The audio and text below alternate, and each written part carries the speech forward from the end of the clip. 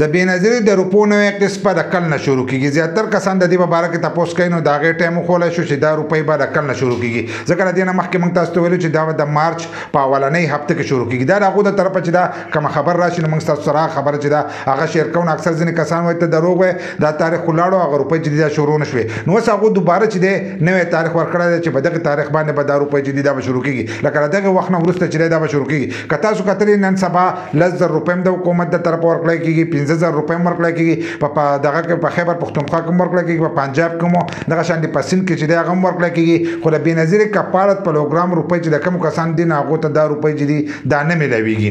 لکه نو ته 15,000 میلاویږي او نو ته 10,000 روپۍ چې دي دا میلاویږي. خو دا روپۍ چې دي دا شروع دي. نو هغه وایي چې په دې باندې دا کسان چې دي دا مصروفه دي، نو موږ دا نوی قسط چې دی دا په دې کې نشو شروع کولی.